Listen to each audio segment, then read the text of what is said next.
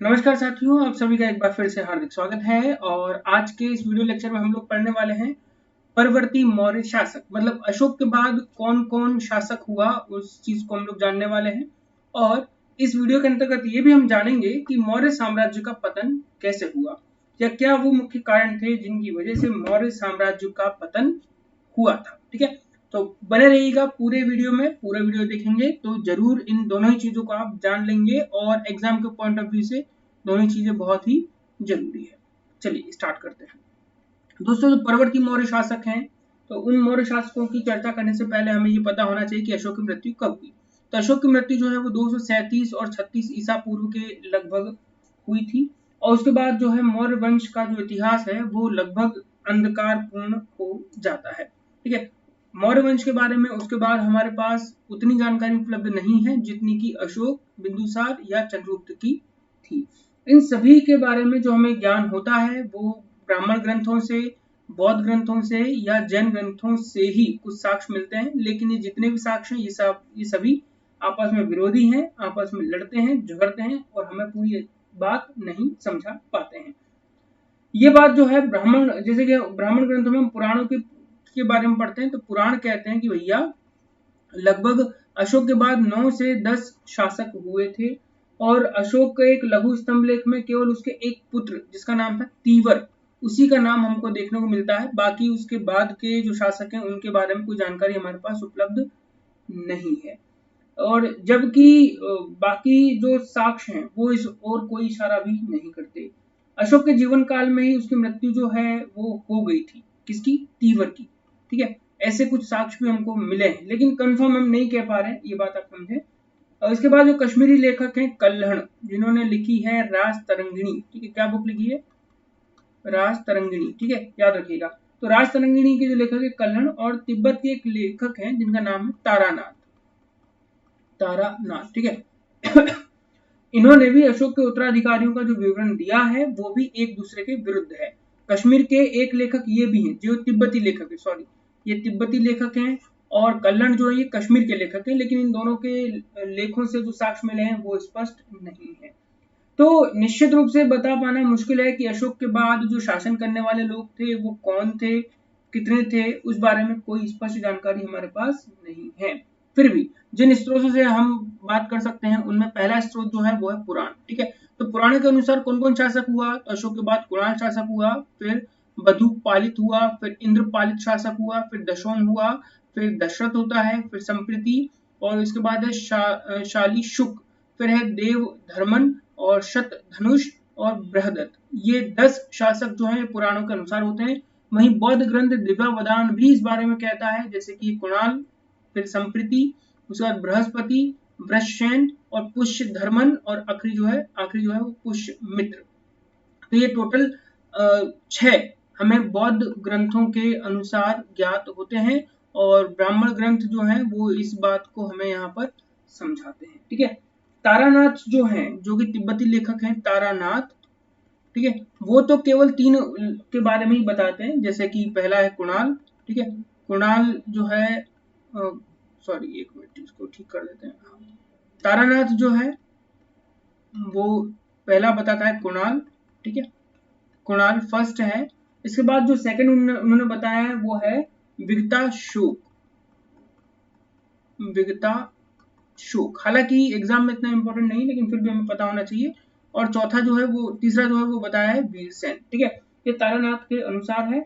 और कल्हण की जब हम राज तरंगिणी पढ़ते हैं तो राज तरंगिणी के अनुसार, यानी कि कल्हण के अनुसार, जो कश्मीर का शासक है वो जालोक होता है। कौन होता है? जालोक होता है। कश्मीर का जो अगला शासक है वो जालोक होता है, और जो धर्म से शैव मत को मानने वाला था, मतलब भगवान शिव की पूजा करने वाला था। इसने म्लेच्छों को हराया था, और अपने राज्य की जो सुरक्षा है वो इसने की थी। तो इन दोनों ही तालिकाओं को पढ़कर हमें स्पष्ट रूप से कोई ज्ञान नहीं होता। तारानाथ को और कल्हण को पढ़ने के बाद भी समझ नहीं आता कि कौन अगला शासक होता है। ठीक है। लेकिन इसके साथ साथ जो हमें और जो साक्ष्य मिले हैं उनको जब हम पूरा पढ़ते हैं तो उसमें कुछ पुरातात्विक साक्ष्य हम लोग देखते हैं, और इन पुरातात्विक साक्ष्यों के अनुसार हमें मिलता है कि बिहार की नागार्जुनी है ना, ये नागार्जुनी है, ठीक है।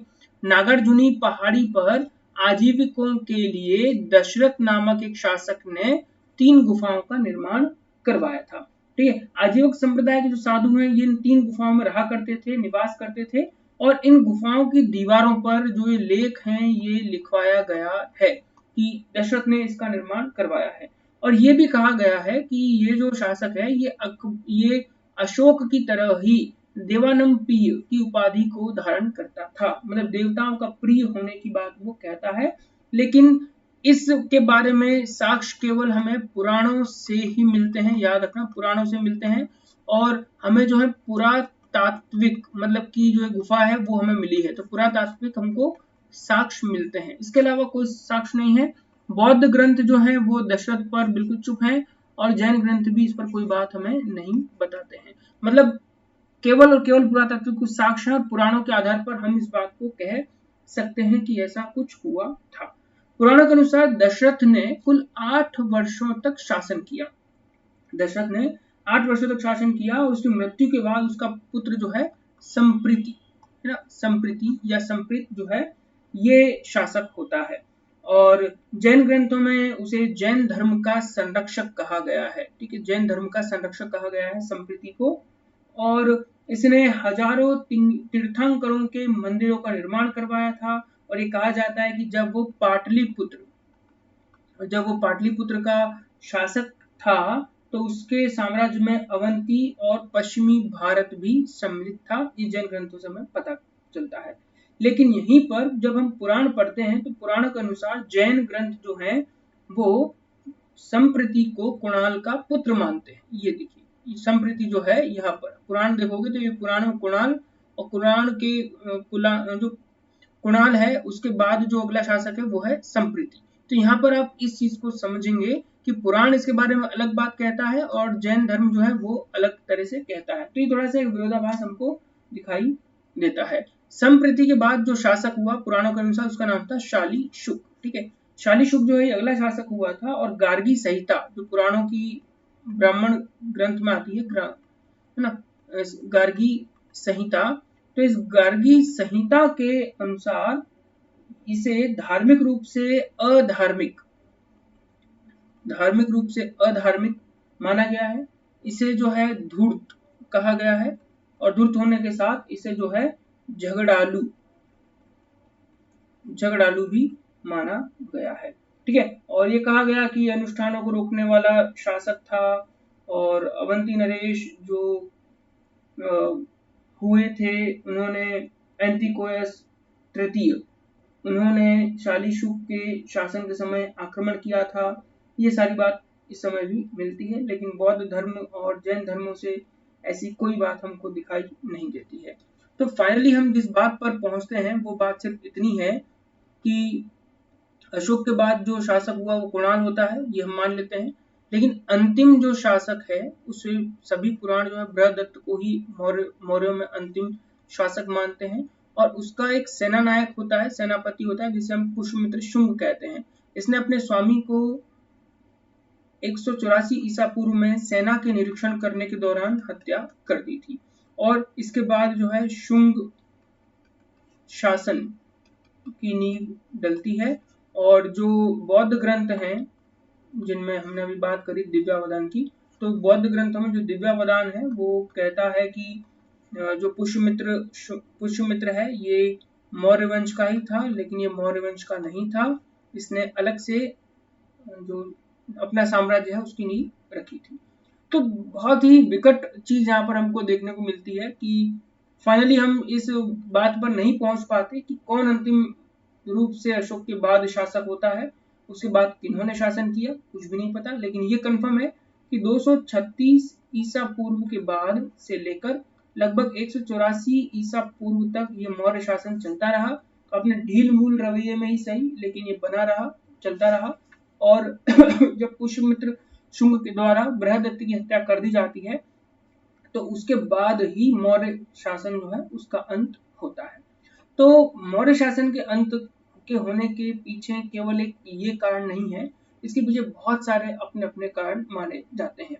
देखिए लगभग 3 शताब्दियों के उत्थान के बाद जो मौर्य शासन है वो अपने उत्थान पर आया था, और मतलब मैं कहूँ कि पूरे विकसित अवस्था में अपने आया था, और उसके बाद ये लगभग विकटित होने लगा, और इसकी विकटित होने की जो गति है वो संगठित होने की गति से बहुत तेज थी। और इसके बाद 184 ईसा पूर्व में अंतिम सम्राट बृहदत्त की उसके सेनापति के द्वारा हत्या कर दी गई, और हत्या के बाद नया शासन हुआ। तो हम ये नहीं कह सकते कि मौर्य शासन के पतन के पीछे सिर्फ ये कारण है, इसके पीछे बहुत सारे अपने अपने कारण हैं जिनकी चर्चा हम लोग अभी करने वाले हैं। तो पहला है अयोग्य और निर्बल उत्तराधिकारी।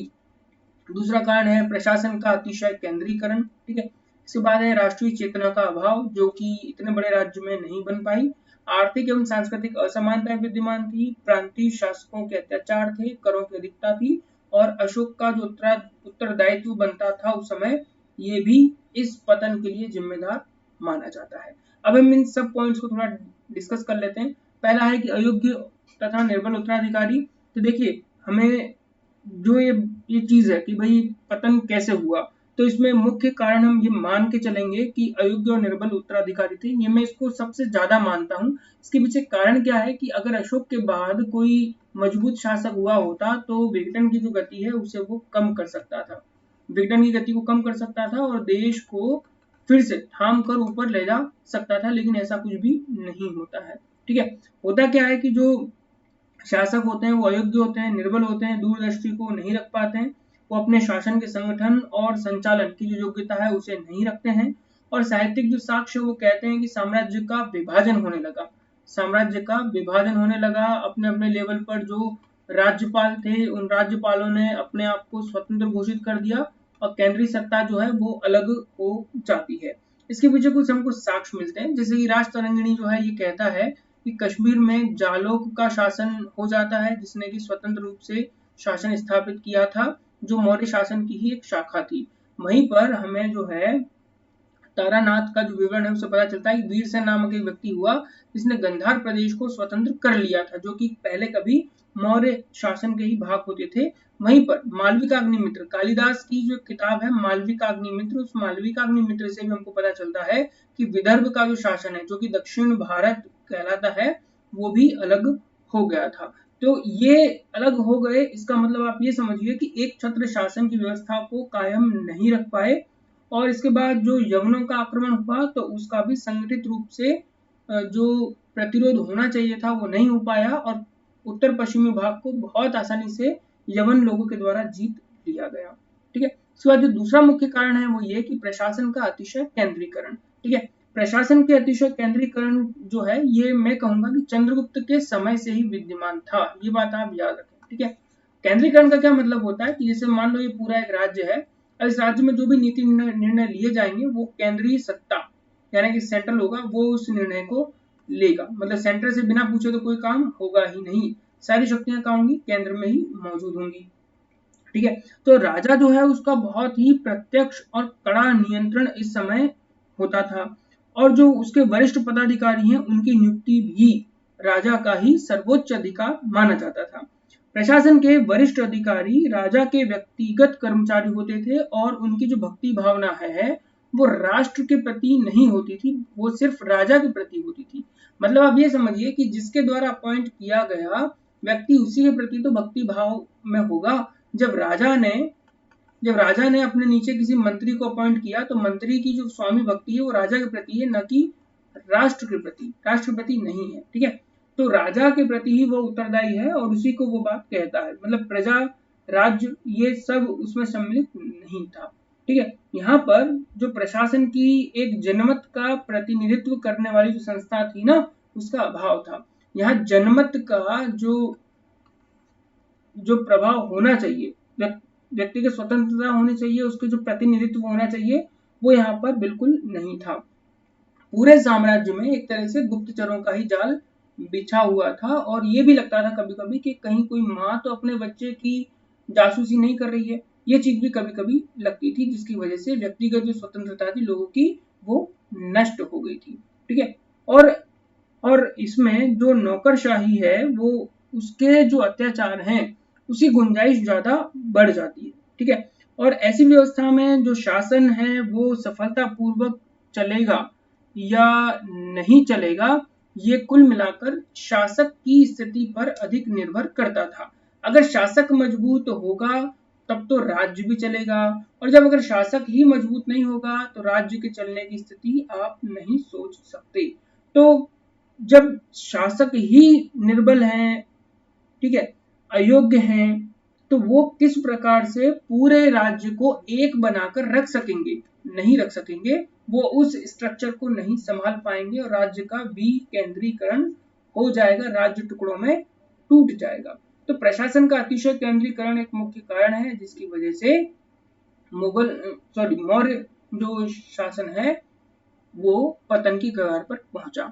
इसके बाद तीसरा पॉइंट है राष्ट्रीय चेतना का अभाव। तो देखिए, राष्ट्रीय चेतना जो है इसका कोई अस्तित्व था ही नहीं शुरू से। मैं आपको ये बात बता दूं, ये तो केवल और केवल शक्ति के बल पर बनाया गया राज्य था, न कि कोई राष्ट्रीय अभिव्यक्ति, ऐसी कुछ भी नहीं थी।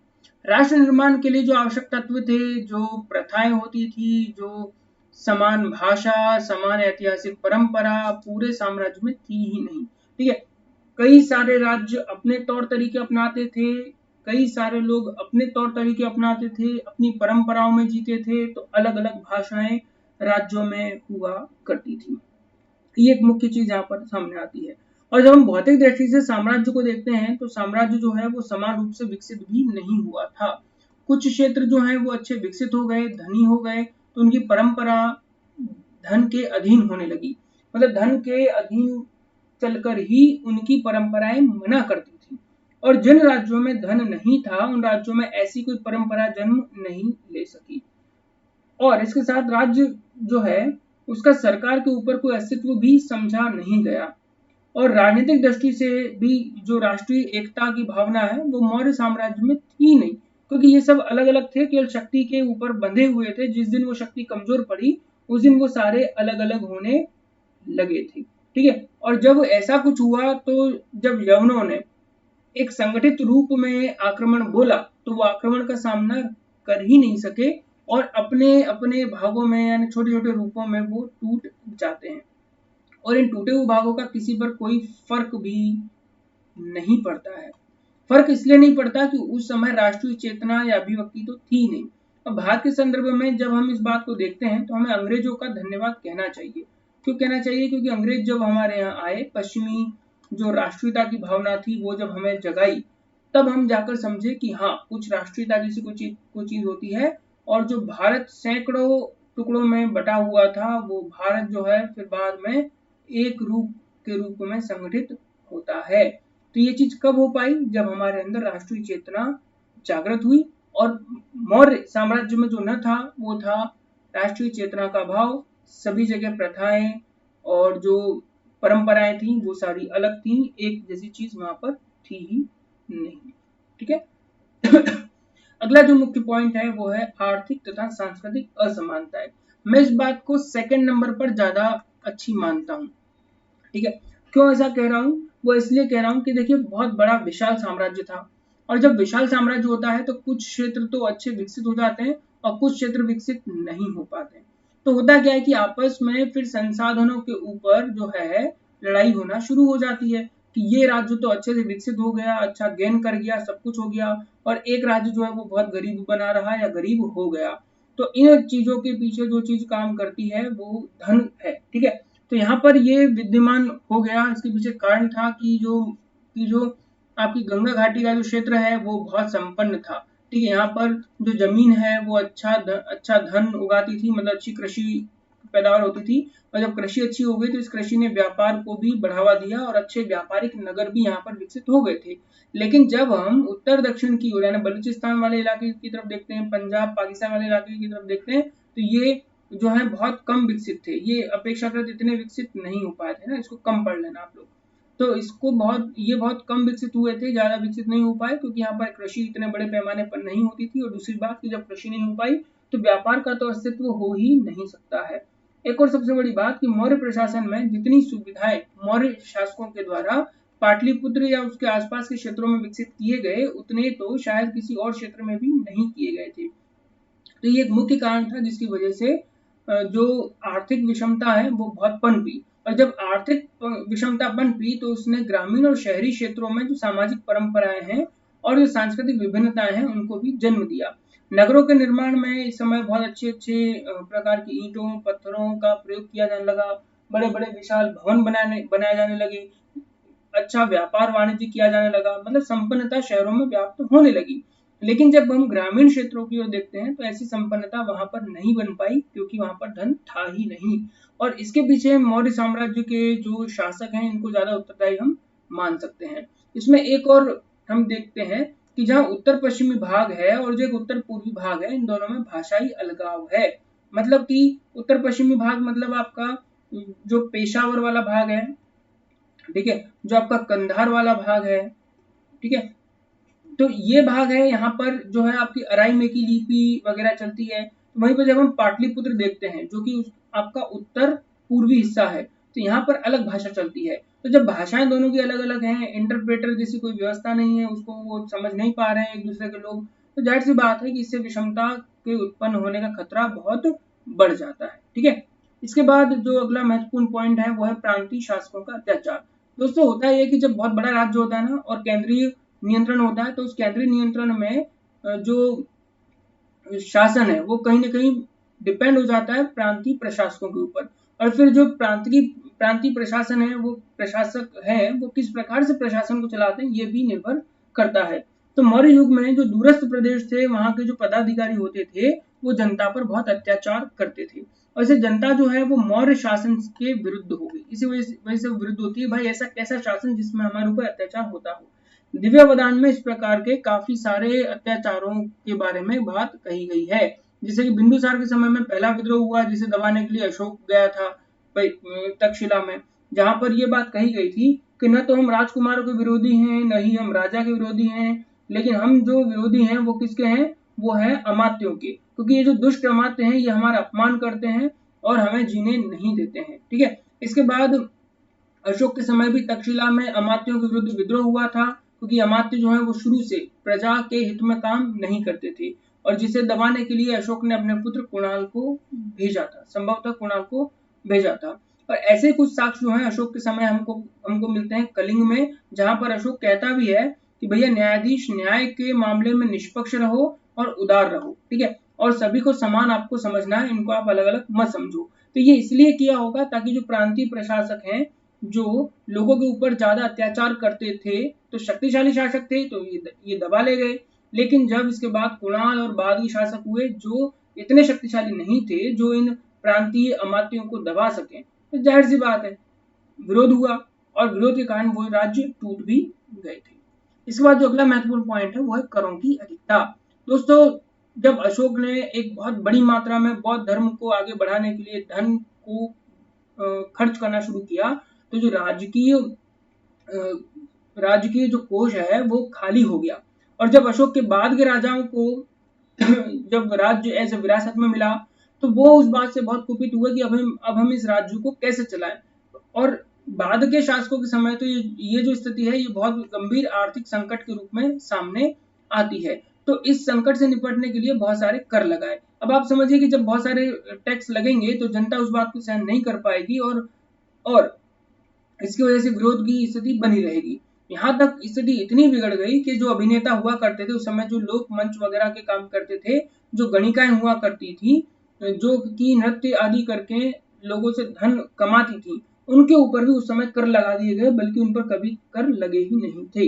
यहाँ तक कि पतंजलि ने भी कहा है कि शासन अपना कोष भरने के लिए जनता की धार्मिक भावना को जागृत करके धन भी संग्रह किया करते थे, और वे उस समय छोटी छोटी मूर्तियां बनाने लगे। ठीक है, पूरे साम्राज्य में इस समय जो है छोटी छोटी मूर्तियों को बनाया जाने लगा और बनाकर उनको बिकवाया जाने लगा ताकि धन को इकट्ठा किया जा सके। ये इतनी बुरी स्थिति उस समय आ गई कि लोगों के धार्मिक जो जो इंटेंशंस हैं उनको उनको जगाकर और उनसे उनको मूर्तियां बेचकर ये धन राज्य सरकार इस समय कमाने लगी थी। और इसके साथ साथ बहुत सारे ऐसे कर लगा दिए जिनकी शायद कोई आवश्यकता ही नहीं थी, जिनसे पूरी जनता जो है वो व्यथित हो जाती है, और व्यथित होकर वो जगह जगह पर विद्रोह करना आरंभ करती है। अब इस विद्रोह के फलस्वरूप जिस किसी भी प्रशासक ने कहा होगा कि हम आपको टैक्स कम कर देंगे, आप हमें राजा बनने में सहयोग करो, तो संभवतः ये भी हुआ हो कि छोटे छोटे टुकड़ों के रूप में जो मौर्य शासन है वो बट गया हो, और वहां के लोगों ने इन राजाओं को सपोर्ट भी किया हो। और एक चीज आप और ये समझ सकते हैं कि जब आर्थिक समस्या उत्पन्न होती है तो हर कोई व्यक्ति चाहता है कि समस्या से कैसे भी निजात को पाया जाए। ठीक है, अब इसके बाद जो एक सबसे महत्वपूर्ण पॉइंट है वो है अशोक का उत्तरदायित्व। देखिए, अशोक एक शक्तिशाली शासक था, नो डाउट है। अशोक बहुत बड़ा धर्म प्रचारक हुआ, कोई बात नहीं, बहुत अच्छी बात है। अशोक ने बौद्ध धर्म को एक छोटे से पैमाने से लेकर के एक बहुत बड़े पैमाने पर पूरी दुनिया में फैला दिया। उसके जैसा कोई महान प्रचारक दुनिया में न हुआ न हो सकता है। लेकिन एक तरह से प्रशासक या राजा होने के नाते उसके और भी कई तरह के दायित्व थे जिनको निभाना उसको बहुत जरूरी था, लेकिन वो ऐसा नहीं कर सका। ठीक है, तो बहुत सारे इतिहासकार हैं जो कहते हैं कि अशोक का ये उत्तरदायित्व बनता था, अशोक इस बात के लिए जिम्मेदार होता था कि वो अपने राज्य को बनाए रखे।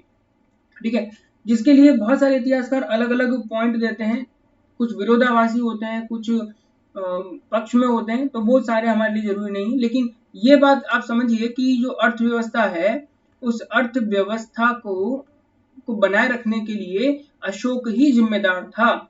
जो प्रशासन को बनाए रखना था या प्रशासन को मजबूत बनाना था, ये भी अशोक का ही काम था। इसके बाद जो सेना थी जो कि कमजोर होने लगी, ठीक है, उसको भी मजबूत बनाने का काम अशोक का ही था। अगर प्रांतीय जो प्रशासक हैं वो अगर गड़बड़ कर रहे हैं या कुछ कर रहे हैं तो अशोक को इस बात पर संज्ञान लेकर जनता की बात को समझना चाहिए था, न कि उसे बौद्ध धर्म के प्रचार में इतना डूब जाना चाहिए था कि बिखरते हुए साम्राज्य या बिखरने वाले साम्राज्य को दूरदर्शिता के पैमाने पर न नाप सके। तो ये सारी चीजें जो हैं ये अशोक की गलतियों में ही शुमार होती हैं। अगर अशोक जैसा कि चंद्रगुप्त मौर्य या बिंदुसार से सीख लेता जैसा उन्होंने किया, तो शायद ये राज्य जो है इतनी जल्दी बिखराव के दौर से न गुजरता और ये संभवतः कुछ और वर्षों तक चलता, या और जो शासक होते वो अच्छे से इस राज्य को भारतीय इतिहास के लिहाज से बनाते भी सही। लेकिन जो बौद्ध धर्म के तहत अगर हम देखें तो उसने कोई गलती नहीं की, उसने वही किया जो उसको करना चाहिए था। लेकिन एक सबसे बड़ी बात है कि आपका जो पहला कर्तव्य था वो राजा वाला कर्तव्य था, ना कि आपका बौद्ध भिक्षु वाला, या आप कोई सन्यासी तो थे नहीं। ठीक है, तो राजा का दायित्व ये था कि राज्य का निर्माण अच्छे से करे, राज्य में जो प्रशासनिक प्रणाली है उसे अच्छे से बनाए और राज्य अच्छा चलता रहे, इस बात को भी वो सुनिश्चित करे। लेकिन ये सारी चीजें नहीं हो सकी, तो अशोक इस बात के लिए उत्तरदायित्व बिल्कुल माना जाएगा। और अगर अशोक इस चीज को कर लेता, ठीक है, तो जाहिर सी बात है कि आज हम जो पढ़ रहे हैं कि भाई 184 ईसा पूर्व में ही ये समाप्त हो गया, तो शायद यहाँ 84 ईसा पूर्व होता। मैं इस बात से पूरी तरह सहमत हूँ। लेकिन जो अशोक ने किया शायद हो सकता है वो समय की मांग हो, ठीक है, उस पर हम प्रश्न भी नहीं उठा सकते। और हम ये भी नहीं कह सकते कि अशोक को जो है वो चंद्रगुप्त की तरह हो जाना चाहिए था, वो भी हम नहीं कह सकते। लेकिन उत्तरदायित्व है, बड़ा होने के नाते उसका ये धर्म बनता था। तो ये थे हमारे कुछ महत्वपूर्ण पॉइंट जिनके आधार पर हम कह सकते हैं कि मौर्य राजवंश का पतन कैसे हुआ और कौन कौन से परवर्ती शासक थे। इसमें जो मुख्य प्रश्न है जो आज आपको लिखना है वो ये कि मौर्य साम्राज्य के विघटन में आप क्या महत्वपूर्ण कारण समझते हो। इसको आपको लिखना है 125 वर्ड्स में। और इसके बाद है कि मौर्य साम्राज्य के विनाश के कारणों का उल्लेख कीजिए।